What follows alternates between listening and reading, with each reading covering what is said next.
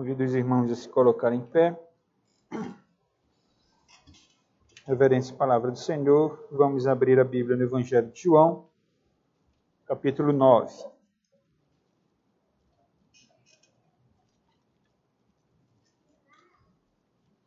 Evangelho de João, capítulo 9. Vou fazer a leitura dos 12 primeiros versos.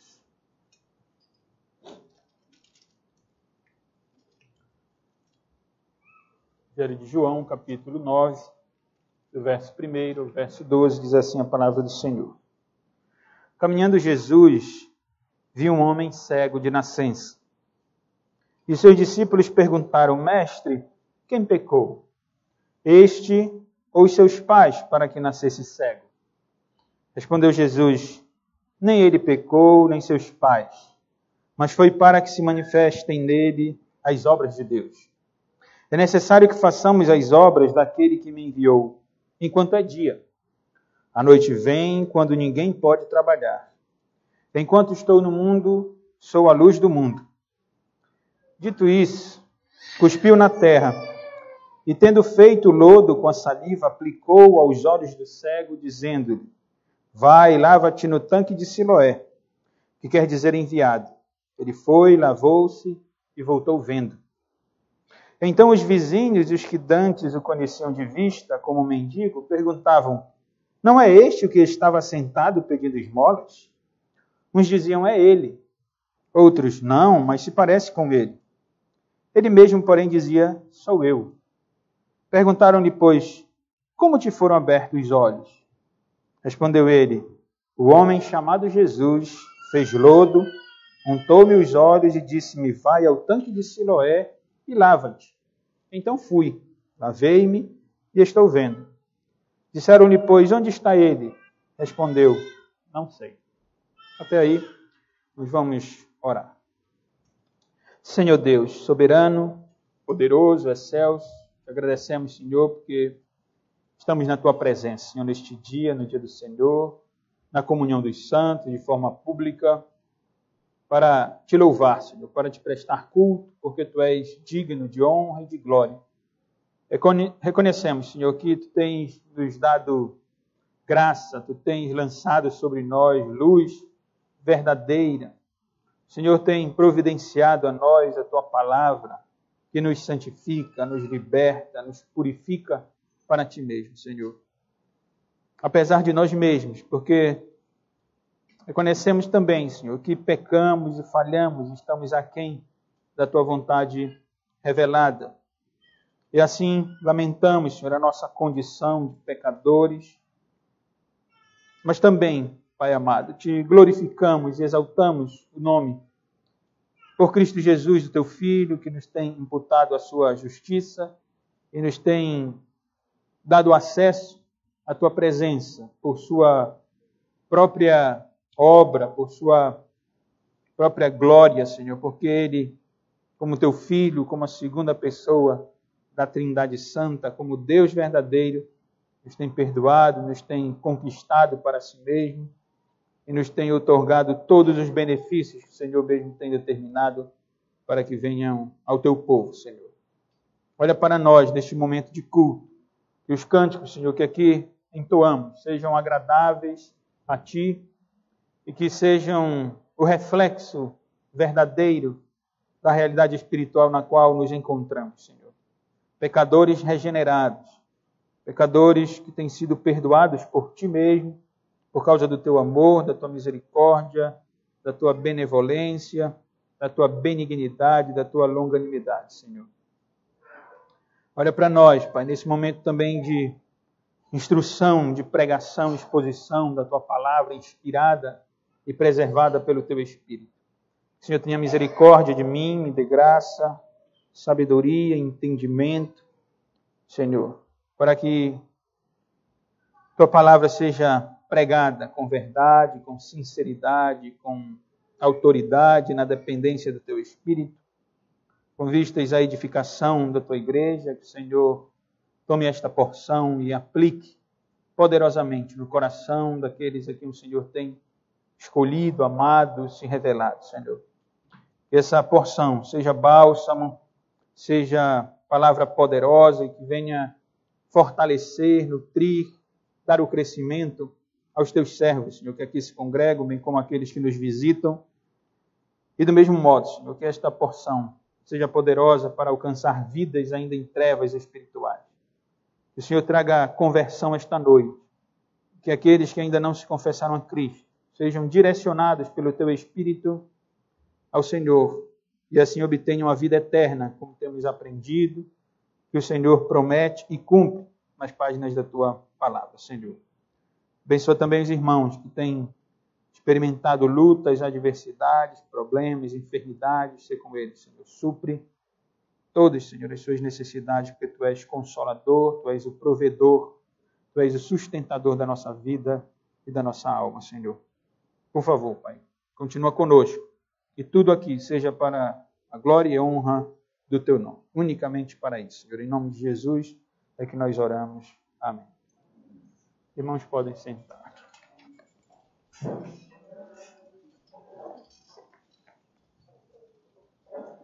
A enfermidade é uma dura realidade que temos de enfrentar, não é, na nossa vida. Ou uma enfermidade que acomete a nós mesmos, me refiro a individualmente falando, nós temos de enfrentar essa dura realidade ou na nossa vida ou na vida de alguém próximo a nós, de um ente querido, de um amigo e às vezes até de um familiar. E a enfermidade tem o seu propósito. Eu penso que o texto de hoje à noite nos tem muito a ensinar acerca disso, acerca da dura realidade da enfermidade. Eu li os 12 primeiros versos do capítulo 9.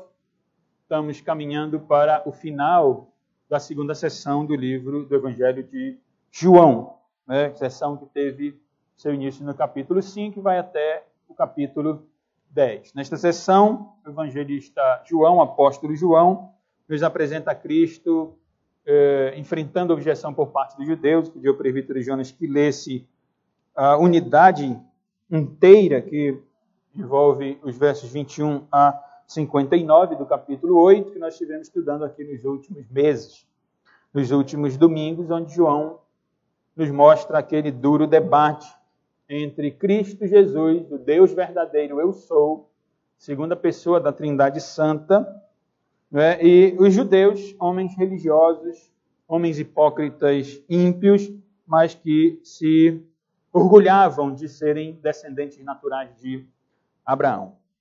E agora, aqui no capítulo 9, João nos traz a cura de um cego. Nós encontramos isso nos 12 primeiros versos que li agora. E a consequência dessa cura, irmãos, ela nos é apresentada por João numa parte longa também. Ela irá até o capítulo 10, até o verso 21 do capítulo 10. Só para que os irmãos tenham uma visão, possam visualizar a sessão inteira, a unidade aqui do que João nos traz.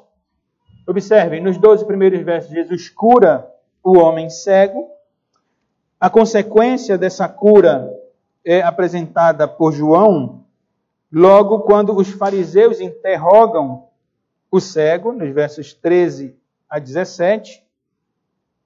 Incrédulos, eles chamam esse homem cego para fazerem perguntas a ele.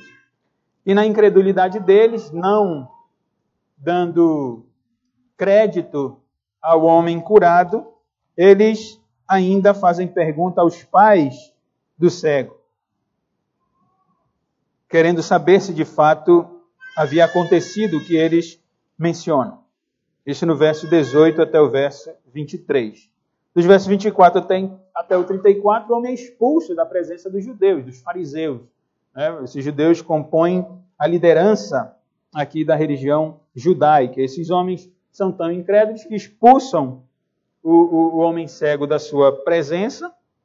Nós vamos estudar ainda isso, se Deus permitir. No versículo 35 até o verso 39, Jesus se revela ao cego como o Filho do Homem, como o Messias do Antigo Testamento. E no versículo 40, os judeus, o João nos mostra que os judeus compreenderam bem as palavras de Jesus.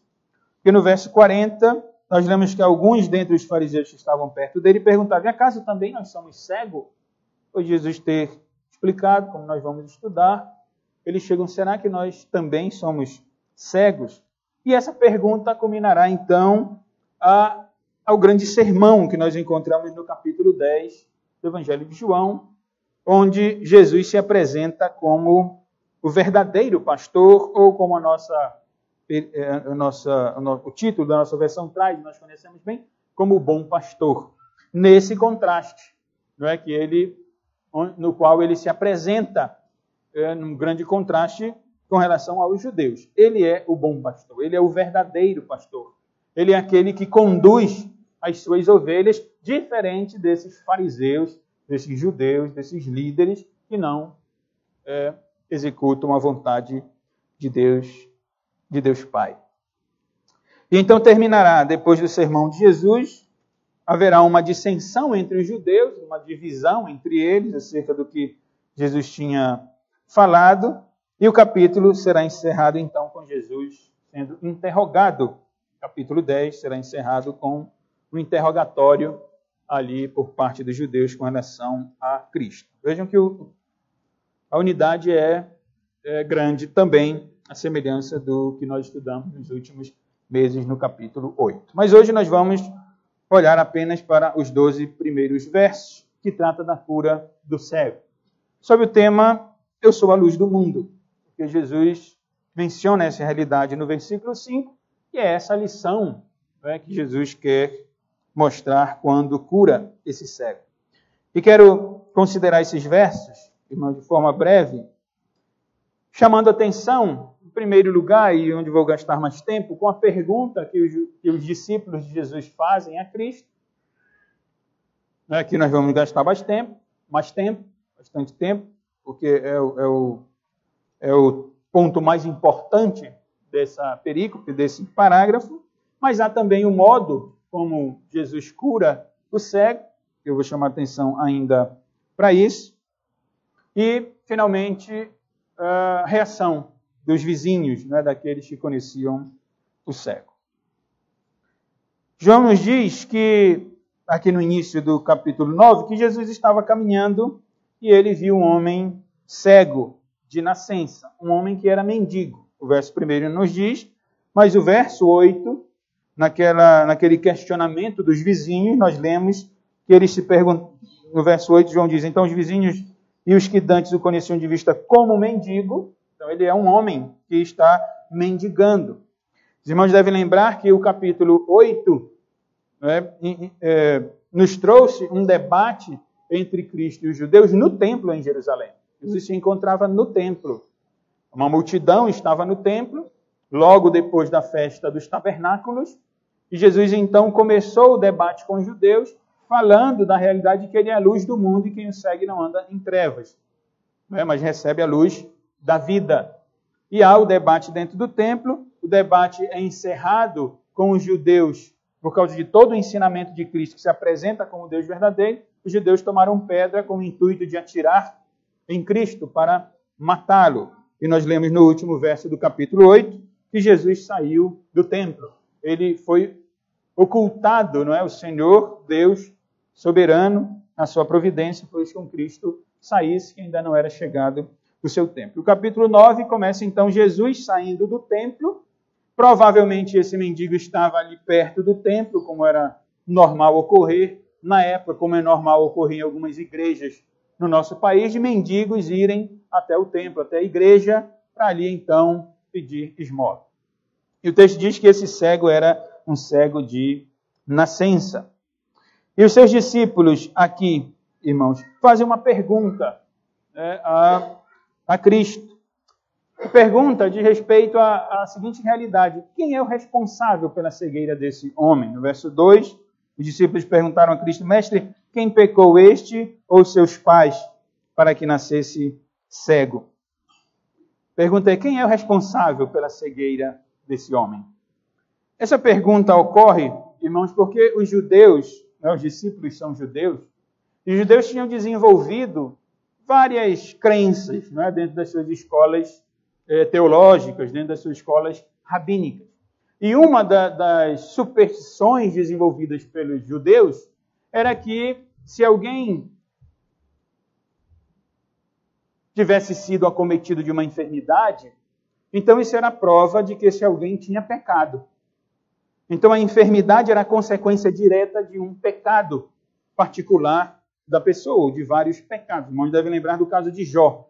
Como aqueles amigos de Jó se aproximavam dele, buscando alguma falha nele. Muitas vezes a teologia daqueles amigos de Jó era uma teologia equivocada. Eles constantemente afirmavam: um justo não sofre, Deus não castiga um homem íntegro. E então começam a acusar a Jó de algum pecado específico, e eles chegavam a exigir que Jó botasse para fora e confessasse o pecado para que então Deus tirasse a mão dele. Os judeus tinham desenvolvido essa superstição, eles criam nisso, com base, não é uma base equivocada, mas com base em textos da Escritura Sagrada, textos do Antigo Testamento, que era a Escritura que eles tinham, como o Salmo 89, por exemplo. No Salmo 89, verso 30, se seus filhos desprezarem a minha lei, diz o Senhor, e não andarem no meu juízo, e se violarem os meus preceitos e não guardarem os meus mandamentos, então punirei com vara as suas transgressões e com açoites a sua iniquidade. Os judeus liam esses versos e interpretavam que Deus está afirmando que aquele que não obedecer a sua palavra será punido, não é, de todas as formas, inclusive com enfermidade. Mas há outros versos, não vou me deter na citação de muitos versos que conduziam os judeus a essa crença. Eu digo, eram superstições judaicas, porque o texto não menciona essa realidade. E esses versos que acabei de ler não cabiam, não podiam ser aplicados ao cego, porque o texto diz que o cego era de nascença. O texto diz, se alguém não obedecer o meu mandamento, a minha lei, então eu castigarei com açoite. O cego tinha sido cego de nascença. Mas os judeus tinham desenvolvido também uma crença ridícula de afirmar que uma criança pecava até no ventre da mãe e por isso era, então, vítima, sofria a consequência de uma punição física, de uma enfermidade física. Os judeus chegavam a afirmar, com base nas suas superstições, que Esaú e Jacó, ainda no ventre de sua mãe, o texto de Gênesis nos diz que eles brigavam no ventre. E os judeus tinham desenvolvido a ideia de que Esaú tinha tentado matar Jacó no ventre da sua mãe ainda. O texto não diz absolutamente nada acerca disso. Mas eles tinham desenvolvido tal crença. Então essa era a tendência. Eles buscavam justificar os pecados dos homens, os pecados dos outros, que é sempre assim, quando via a enfermidade de alguém, com algum pecado específico. Eles chegavam a interpretar, de modo equivocado, o versículo 5 do capítulo 20 de Êxodo. Porque no capítulo 20 de Êxodo, o Senhor diz, eu sou o Senhor teu Deus, Deus zeloso, que visito a iniquidade dos pais nos filhos até a 3ª e 4ª geração daqueles que me aborrecem. Por isso, os discípulos de Jesus perguntam, quem pecou? Este homem, quando ainda no ventre, não é?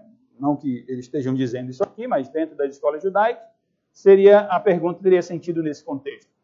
Quem pecou? Ele, quando estava no ventre ainda? Ou os seus pais pecaram? A interpretação judaica, repito, era que Êxodo 20, versículo 5, capítulo 20, versículo 5, dizia a respeito a uma punição de Deus na vida de alguém como consequência do pecado dos pais. Como hoje em dia tem sido desenvolvida uma teologia diabólica, herética, conhecida como maldição hereditária. Como se o pecado do pai fosse atribuído ao filho e o filho passasse a sofrer a consequência do pecado do pai. Num sentido místico mesmo, era nesse sentido que os judeus interpretavam. É verdade que nós devemos entender que pecados de pais acabam afetando os seus filhos num sentido prático. Imagine um pai e uma mãe que são negligentes na educação do seu filho. Imagine um pai e uma mãe que pecam contra Deus, não cuidando dos seus filhos, não educando os seus filhos no caminho do Senhor. Qual é a consequência disso? É um afastamento do caminho do Senhor. A consequência disso é uma vida de impiedade por parte dos filhos. Mas vejam que isso é uma consequência natural. Não há nada místico nisso. Deus não toma o pecado dos pais e atribui aos filhos como se os filhos tivessem de pagar pelo pecado dos seus pais. A verdade, irmãos, é que essa superstição, essa crença dos judeus, demonstra e reflete uma tendência humana. Todos nós temos essa tendência. Não é? Quando vemos alguém sofrendo uma enfermidade, por exemplo, nós perguntamos por que o fulano está sofrendo. Quem é o culpado por isso? Ele? Os seus pais? Essa é a tendência humana. Alguns não cristãos, ou que se dizem cristãos, não é? Alguns defendem a ideia de que alguém é cego porque talvez numa vida passada tenha sido um torturador, alguém que arrancava os olhos de outras pessoas e então, uma vez reencarnado, volta a este mundo e ele terá de pagar pelos pecados da vida passada e agora ele vem nessa condição de cego. Né? Isso é uma doutrina que não tem fundamentação bíblica. Mas alguns que se dizem cristãos e até evangélicos também têm se demonstrado, e a mídia deixa isso muito claro, como verdadeiros mercenários, que querem extorquir dinheiro dos outros e usam das suas superstições também para afirmar que alguém está sofrendo por algum pecado e se deve pagar por esse pecado, e não pagar apenas no sofrimento, mas pagar em dinheiro mesmo, para que então, uma vez pagando por um pecado, por uma falha, Deus possa então perdoar essa pessoa. Eu dizia, essa é a tendência humana, é a superstição, é a compreensão equivocada de textos bíblicos. A triste realidade, irmãos, é que nós somos precipitados a julgar o sofrimento dos outros. Né? Nós sempre queremos justificar, nós queremos dar explicação por que alguém está sofrendo, quando deveríamos aplicar a palavra de Deus a nós mesmos. Nós deveríamos avaliar a nossa condição diante de Deus e entender qual é a nossa condição, porque estamos sendo provados pelo Senhor, ao invés de procurar pelos outros. A Bíblia não se contradiz, é a palavra de Deus, por isso eu afirmo que aquelas interpretações de Êxodo 20, de Salmo 89, estavam equivocadas, porque o Espírito Santo que inspirou os autores, não é, de Êxodo, Moisés, Salmo, Davi e outros sábios, é o mesmo Espírito que usou o profeta Ezequiel. E Ezequiel, no capítulo 18, no verso 20, num contexto de repreensão da parte de Deus para com o povo de Israel e chamando a atenção para a realidade de que a responsabilidade é daquele que vive, o Senhor diz em Ezequiel capítulo 18, verso 20, a alma que pecar, essa morrerá. O filho não levará a iniquidade do pai. Vejam, não há a história de que, porque o pai pecou, então o filho agora irá sofrer a consequência de um pecado específico do pai. Não existe a ideia de maldição hereditária. Biblicamente, isso não está correto. A alma que pecar, essa morrerá. O filho não levará a iniquidade do pai, nem o pai a iniquidade do filho. A justiça do justo ficará sobre ele, e a perversidade do perverso cairá sobre este. Hoje pela manhã nós lemos, estudando acerca do sacramento da Santa Ceia, nós lemos Jeremias 31 a 34, onde o Senhor revela, por intermédio do profeta Jeremias, uma nova época, uma nova era, a época do Evangelho da Igreja Universal, da Igreja está espalhada pelo mundo todo, uma nova aliança, uma administração, e nos versos imediatamente anteriores, irmãos, nós temos uma promessa da parte de Deus também, onde lemos Jeremias 31, 29, naqueles dias já não dirão, os pais comeram uvas verdes e os dentes dos filhos é que se embotaram. Essa era a crença dentro de Israel. Os pais tinham comido uvas verdes e os dentes dos filhos se embotaram. Já tive a oportunidade de comentar isso aqui, quando trouxe para o nosso contexto paraense. Não é? O ditado no nosso Pará aqui seria, os pais tomaram açaí e os filhos ficaram com os dentes pretos. Esse era o ditado em Israel. Estavam chamando o Senhor de injusto. Os pais tinham pecado e agora os filhos tinham que levar a culpa dos pais. O Senhor diz, naqueles dias já não dirão, os pais comerão uvas verdes e os dentes dos filhos é que se embotaram, cada um, porém, será morto pela sua iniquidade. De todo homem que comer uvas verdes, os dentes se embotarão. Quem tomar açaí, os dentes de quem tomou açaí é que ficarão pretos. Isto é, aquele que fizer, ele será responsável. Essa é a revelação da parte de Deus. Mas voltando a João, irmãos, os discípulos, como dizia aos irmãos, os discípulos tinham essas crenças, essas superstições de achar que este homem era cego porque os pais dele tinham pecado, porque ele tinha pecado no ventre ainda da sua mãe. E a resposta que Jesus dá, irmãos, revela o plano maior de Deus. Porque no verso 3, Jesus diz, nem ele pecou, nem seus pais, mas foi para que se manifestem nele as obras de Deus. Se Jesus tivesse que dar uma resposta mais teológica, percebam que ele nem se prende nisso. A resposta de Jesus seria, ele é cego porque Adão pecou. Todo mal que existe no mundo, doenças, enfermidades, injustiças, morte, tudo isso ocorre em decorrência do pecado dos nossos primeiros pais, Adão e Eva. Se Cristo tivesse que dar uma resposta teológica, ele diria, ele é cego porque Adão pecou. É verdade, nós cremos nisso, é fato que os males e as enfermidades são consequências do pecado de Adão. Mas jamais nós podemos afirmar que uma enfermidade é consequência de algum pecado específico do enfermo. Não há base bíblica para afirmar isso.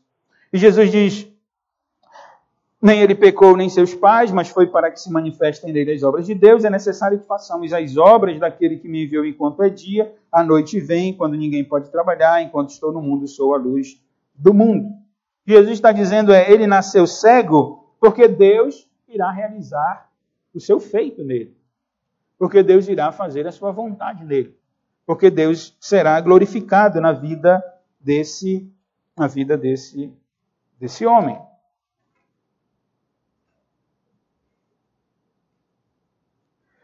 No verso 4 do capítulo 11, na sessão seguinte que nós vamos estar estudando, quando Cristo vai até Betânia para ressuscitar Lázaro, no verso 4 ele diz, ao receber a notícia, João nos diz, Jesus disse, esta enfermidade não é para a morte, e sim para a glória de Deus, a fim de que o Filho de Deus seja por ela glorificado. A morte de Lázaro tinha um objetivo. Deus havia tirado a vida de Lázaro, sim, porque quando Ana louva a Deus, primeiro livro de Samuel, pela vida de Samuel, ela, engrandecendo o nome de Deus, ela diz, tu dás a vida e tu tiras a vida.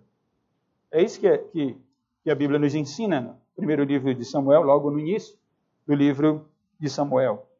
E eu dizia, Deus tirou a vida de Lázaro porque Deus queria glorificar o seu filho por intermédio daquele fato, da morte de Lázaro. Da mesma forma como este cego nasce cego para que Cristo seja glorificado, para que o nome do Senhor Jesus seja exaltado. Nada ocorre por acaso, e Deus, na sua providência, no seu plano eterno, havia determinado que este homem nascesse cego, para que nesse momento, em conflito com os judeus, viesse então ser glorificado, ser exaltado, e para que nós hoje entendêssemos qual o plano maior de Deus no que diz respeito às nossas mazelas. Ele não nasceu cego por causa de algum pecado específico, por algum pecado particular dele, e muito menos por causa do pecado de seus pais. Não é essa a questão. E Jesus mesmo diz o que é mais importante aqui. Os irmãos estão entendendo o raciocínio? Os discípulos, Jesus está saindo do templo, encontra um cego mendigando, cego de nascença, e os discípulos dizem, por que ele é cego? Será que ele pecou? Será que os pais dele pecaram e por isso ele é cego? Ele está sofrendo e tem esse castigo por algum pecado específico? Jesus diz, não é por nada disso não. Há uma coisa muito mais importante, quando ele diz no verso 4, é necessário que façamos as obras daquele que me enviou. O mais importante é fazer a vontade de Deus. Eu vim aqui para fazer a vontade de Deus. Não está em questão aqui quem pecou, quem deixou de pecar, ou porque ele está sofrendo. Não é isso que nós temos que fazer. Nós temos que fazer o que é mais importante. Nós temos de fazer a obra de Deus, pois ele me enviou para fazer a sua vontade. E Jesus diz, agora nós temos que fazer a vontade de Deus, enquanto é dia. Dia e noite aqui deve ser entendido. O dia é o momento em que Jesus está neste mundo. Por isso ele diz no verso 5, enquanto estou no mundo, sou a luz do mundo. Então o dia aqui é enquanto eu estou aqui. Vamos fazer a vontade de Deus, porque a noite vem. A noite será o momento em que ele deixará, não é? Ele cumprirá o seu ministério terreno e retornará ao Pai. Ele tinha dito isso já no debate com os judeus, em toda essa sessão. Eu vou me retirar, Jesus tinha dito, vocês vão me procurar e vocês não vão me achar, porque eu vou me retirar. Jesus está dizendo, vamos fazer o que Deus quer que faça. Vamos realizar as obras de Deus enquanto é dia. Enquanto a luz está neste mundo, eu sou a luz do mundo. Jesus está dizendo. É isso que deve ser feito.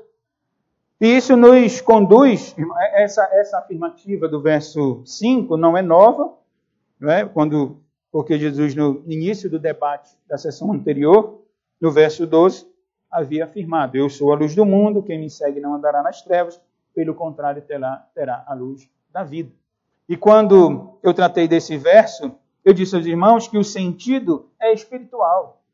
E é o mesmo sentido em que Jesus está usando aqui no capítulo 9. Quando ele diz, eu sou a luz, enquanto estou no mundo, sou a luz do mundo, Jesus se refere à realidade de que ele, só ele, pode tirar o homem da condição de trevas espirituais.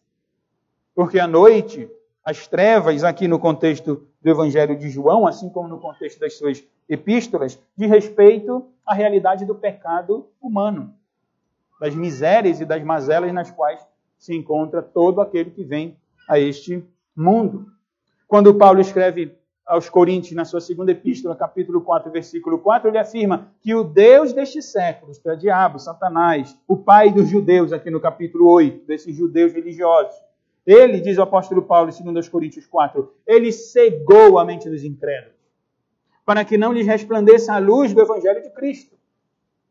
Isto é, todos aqueles que não compreendem a luz do Evangelho de Cristo, que não reconhecem a Cristo como seu único e suficiente Salvador, que não têm uma vida de santidade, que é uma vida de luz, de acordo com a primeira epístola do Evangelho de João, esses são objetos de Satanás e se encontram em trevas espirituais, estão na condição de pecadores condenados por Deus por serem pecadores deliberados, por serem descendentes naturais de Adão, por serem filhos de Adão e não serem filhos de Deus. Os irmãos devem lembrar do texto de Provérbios, no capítulo 4, num contraste entre os justos e os ímpios. Salomão escreve, a vereda dos justos é como a luz da aurora. A luz, de acordo com o Evangelho de João, é Cristo. A luz é uma vida de santidade, de agrado a Deus. A vereda do justo é como a luz da aurora, que vai brilhando mais e mais até ser dia perfeito. Essa é a realidade daquele que se encontra em Cristo. Entretanto, o verso 19 do capítulo 4 de Provérbios diz, o caminho dos perversos é como a escuridão. Nem sabem eles em que tropeçam. São cegos espirituais. Eles estão mortos espiritualmente falando. Eles são cegos espirituais. Eles andam em trevas. Eles não sabem por onde andam e em que tropeçam, porque estão cegos. Essa é a triste realidade, né, a qual Cristo se refere aqui. E de acordo com Jesus, irmãos, o homem Deus, sim, ele é o homem Deus. No versículo 35, ele pergunta ao cego, crês tu no Filho do Homem? Aquela profecia lá de Daniel, um ser, a semelhança de homem, que recebe todo o poder, toda a glória. Deus dá o louvor àquele ser que Daniel vê, que tem a figura de um homem que é Cristo, o Filho do homem, o Deus homem. De acordo com Jesus, eu dizia, o Deus homem, o mundo está em trevas e precisa dele, que é luz. O mundo precisa de Jesus. O mundo precisa de Cristo. Nos debates políticos que nós encontramos na internet, na televisão, enfim, nós vemos como os homens não conseguem ver a podridão do nosso país, as trevas espirituais do nosso país, na qual se encontram, toda a miséria espiritual, econômica, apesar de país ser rico, né, mas a crise. E os homens não conseguem ver, e eu me assusto como os homens, que não defendem a justiça, não defendem a verdade, não conseguem ver o que é errado, o que é certo, o que é bom, o que é ruim. E eu lembro sempre do texto de Paulo escrevendo aos Coríntios, porque o Deus deste século cegou a mente dos incrédulos. Não há como exigir que um cego veja, se Cristo não der a ordem, se Cristo não curá-lo. Não há como. Não há como dizer, cego, enxergue. Ele não consegue enxergar, irmão, porque o mundo está em trevas espirituais. Eles não têm a revelação da parte de Deus. E Cristo vem mostrar aqui que Ele é a luz, que só Ele pode iluminar a vida de um homem em trevas. E João, então, irmãos, eu vou ser rápido nesses outros versos. João, então, nos traz aqui, a partir do verso 6 e no verso 6 e 7, a forma como Jesus cura, não é, aquele homem cego. Dito isto, cuspiu na terra e, tendo feito lodo, ele fez uma lamazinha, com a saliva aplicou aos olhos do cego, dizendo-lhe, vai, lava-te no tanque de Siloé. João explica, quer dizer enviado, e João diz que ele foi, lavou-se e voltou vendo. Jesus cospe na terra, faz a laminha, faz o lodo, aplica a lama aos olhos do cego, ordena que ele se lave, ele vai, se lava e volta curado. Não é nada comum para nós, não é? Tanto no que diz respeito a nós, me refiro aqui, a nós, cristãos do século XXI, não é? Reformados, não é nada comum para nós a cura, não é? Uma cura extraordinária, apesar de nós crermos que Deus cura, Deus pode curar, né? Apesar de não haver o dom de cura, mas Deus continua curando, como todos nós somos prova disso, né? Deus cura. Mas eu dizia, não é comum para nós vermos cura e muito menos desse modo, né? Muito menos dessa forma, em que Jesus cospe, Jesus transforma ali o seu cuspe, né? Com a sua saliva, a terra, uma lama, aplica nos olhos do cego. Apesar, irmãos, de que em Marcos 7:33, Jesus cura um surdo, né? Também com a sua saliva, e no capítulo 8, Marcos nos traz também um cego sendo curado por Jesus, por intermédio, ou por esse modo, né? Alguns comentaristas, estudiosos, gastam tempo e tempo discutindo o poder medicinal que havia na saliva, que havia no barro, não é na terra. Isso não é relevante para o texto não quer dar ênfase nisso. Até porque eu dizia, ainda que não seja comum para nós uma cura desse modo, nós podemos nos lembrar da narrativa de Gênesis, quando Deus criou o homem. Em Gênesis capítulo 2, no verso 7, nós lemos que formou o Senhor Deus ao homem do pó da terra. Deus pegou a terra, formou o bonequinho de terra e lhe soprou, então, nas narinas o fôlego de vida e o homem passou a ser uma alma vivente. Se nós nos lembrarmos aqui mesmo do Evangelho de João, no capítulo 2, Jesus transformou a água em vinho nas bodas de Caná, na Galileia. No capítulo 6, Jesus alimentou mais de 5.000 pessoas com 5 pães e 2 peixinhos. E agora, no capítulo 9, Jesus cura um cego, com terra e com a sua saliva. O que aprendemos de tudo isso? O que Jesus nos quer ensinar com tudo isso? À luz de tudo que nós temos estudado. O que ele tinha dito aos judeus no capítulo anterior? Eu sou o Deus que criou todas as coisas. Eu sou o Deus de Abraão, de Isaac e de Jacó. Eu sou o Deus de Moisés. Eu sou o Deus que deu a lei ao povo de Israel. O que Jesus quer ensinar é que ele é Deus verdadeiro. E como Deus verdadeiro, ele tem tudo nas suas mãos. Ele tem o poder sobre tudo e sobre todos. Não apenas sobre a vida dos homens, mas ele tem poder sobre a matéria. Ele tem poder sobre a natureza. Por isso ele transformou a água em vinho. Por isso ele multiplicou 5 pães e 2 peixinhos. E agora é por isso que ele toma a terra com a sua saliva. Em Gênesis 2, ele soprou o seu espírito, não é? Nas narinas de Adão e deu vida a ele. Agora ele está usando a sua saliva com a terra que ele mesmo criou e está mostrando que ele tem o domínio de tudo, tem o poder sobre tudo em que ele, então, assim, cura esse homem. E há, sem dúvida, uma lição ainda, irmãos, para nós aqui, que é da obediência do cego. Não é? Porque se fosse um homem rebelde, ele iria se opor ao método de Cristo. Mas ele ouve as instruções de Cristo e ele segue literalmente as instruções de Cristo. Ele vai até o tanque de Siloé, que significa enviado. A crença dos judeus também era que o tanque de Siloé tinha um poder. Jesus não está confirmando essa crença, mas ele, sem dúvida, nos quer ensinar algo. O termo Siloé, e João faz questão de traduzir aqui, é enviado, para ensinar que só pode ser curado, só pode receber o perdão dos pecados, só pode ter vista verdadeira, visão real da realidade de Deus, aquele que vai ao verdadeiro enviado que é Cristo. Cristo vem dizendo isso aos judeus. Cristo acaba de dizer isso aos seus discípulos, é necessário fazer o trabalho, porque aquele que me enviou a fazer a sua obra, a fazer a sua vontade.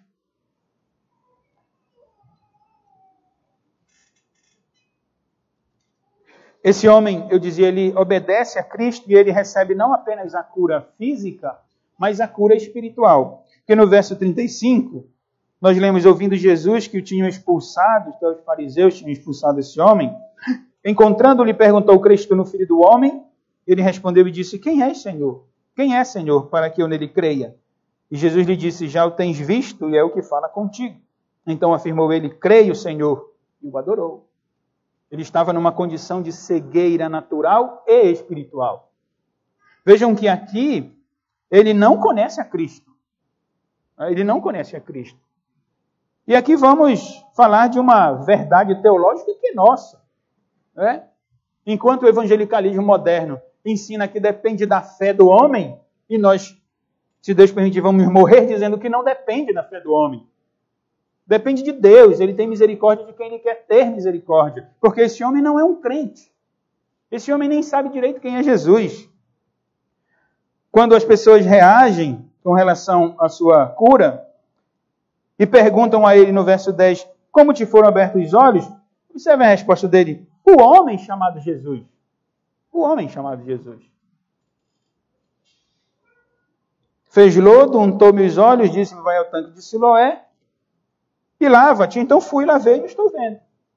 Ele obedece a Cristo, sem dúvida, direcionado pelo próprio Deus, né? Porque ele não teria capacidade em si. Não é? Ninguém pode ir a Cristo e obedecer a Cristo por si mesmo. Ele obedece, mesmo não conhecendo a Cristo, não sabendo quem ele é, porque eu acabei de ler os versos 35 a 38, onde ele diz: quem é, Senhor? E Jesus diz: sou eu. E então ele tem seus olhos espirituais abertos e diz: eu creio, e adora a Cristo, e o alcançou. Esse homem estava, como nós, cego espiritualmente, como nós outrora. Ele, como nós outrora, estava morto nos seus delitos e pecados. Ele estava na condição de um pecador miserável condenado por Deus, até que Cristo o alcança. Até que Cristo se dirige até ele e abre os seus olhos. E então ele vê, ele começa a ver os seus pais, ele começa a ver os seus vizinhos, ele começa a ver o seu corpo, e melhor do que isso, ele vê a Cristo. E ele adora o seu Senhor. Os vizinhos ficaram divididos, o texto diz no verso 8 e no verso 9. Se assustaram, obviamente, né? Se assustaram. E alguns duvidaram, né? Será mesmo que ele foi curado? Outros, alguns tinham dúvida, será que é ele mesmo? Não, alguns diziam, não é ele. Outros, com certeza é ele. Até que ele mesmo diz: sou eu mesmo. Era eu quem estava mendigando, era eu que não enxergava, mas agora eu enxergo. Depois esse homem, irmãos, será conduzido aos fariseus, como fiz referência. Os fariseus irão interrogar os seus pais, e Jesus irá revelar-se a ele, mas nós vamos deixar o restante da narrativa para o outro domingo. Domingo que vem nós vamos ter reunião do presbitério, então Domingo à noite será o culto de encerramento da reunião do presbitério. Nós vamos interromper a exposição para no domingo seguinte, se Deus permitir, darmos continuidade a esses versos. 2 lições, irmãos, para nós. Né? Uma lição prática, só para reforçar o que nós temos dito, enfatizar, temos compreendido daqui. E uma mais teológica, não é precisamente. Tudo não deixa de ser teológico. Mas a primeira lição é que o Senhor está acima, irmãos, e é muito mais poderoso do que as nossas enfermidades. Essa que é a realidade, a graça e a paz que nós temos. O Senhor está acima e é mais poderoso do que uma enfermidade. Por que Deus permite que sejamos acometidos de enfermidade? Essa é a pergunta, né, que qualquer homem faz, naturalmente faz. Por que o sofrimento nos acomete? Por que nós temos que sofrer enfermidade? Por que o nosso filho está doente? Por que o meu pai está enfermo? Enfim, e nós perguntamos isso, irmãos. Nós não entendemos.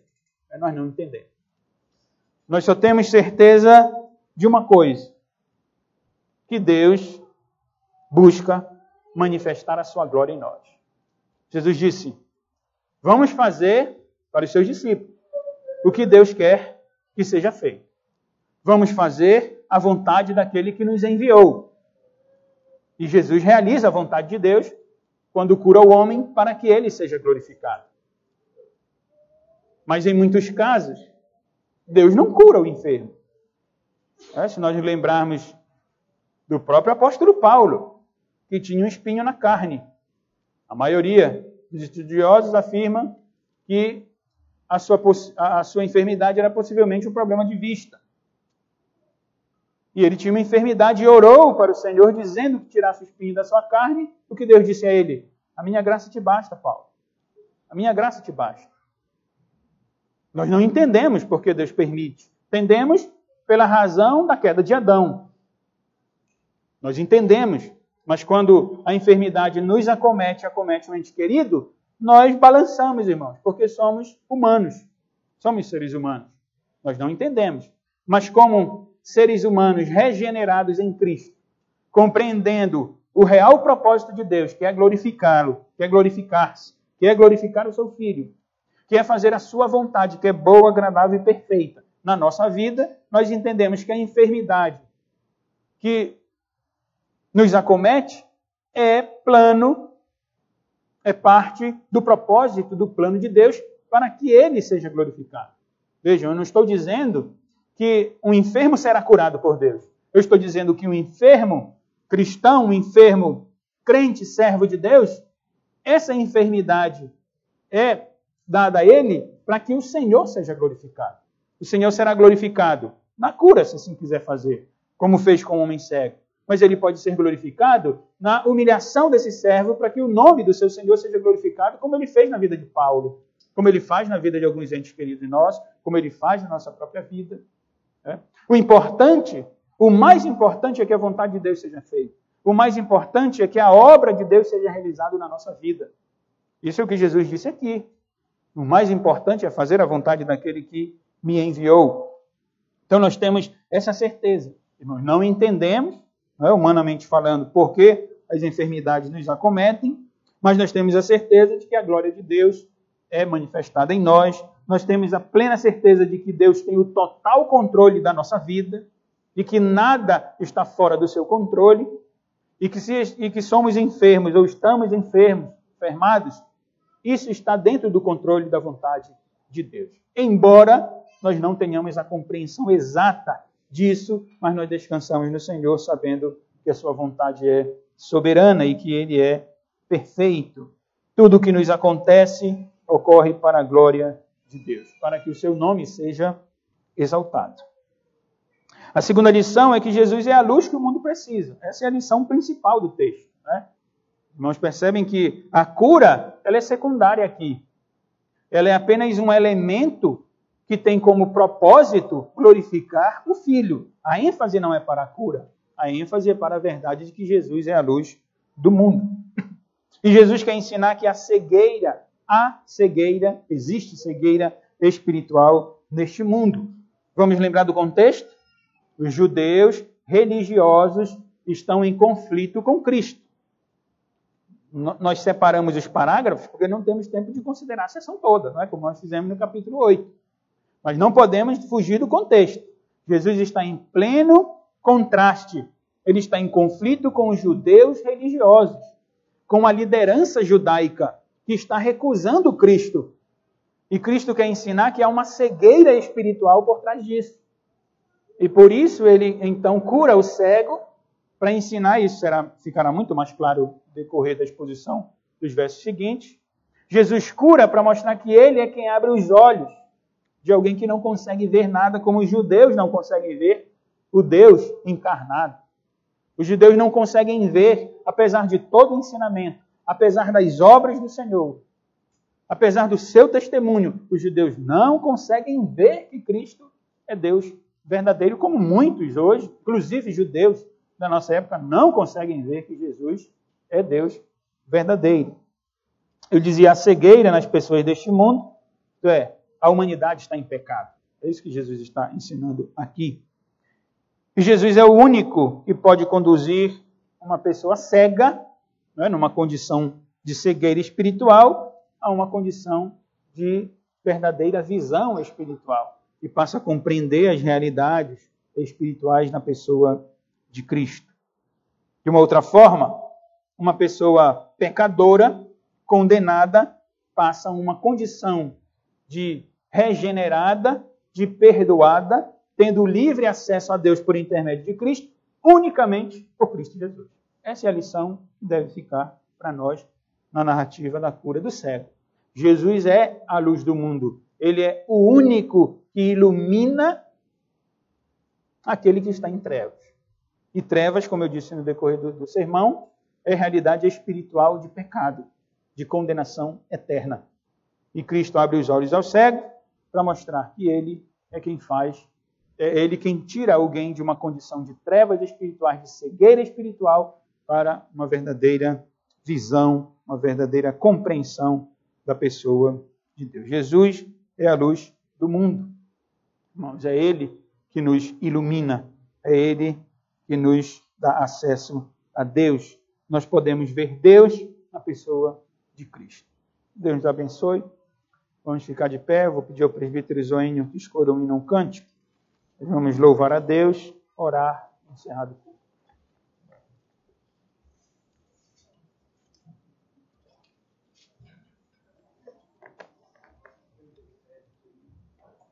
Livro de Cântico, Cântico 157.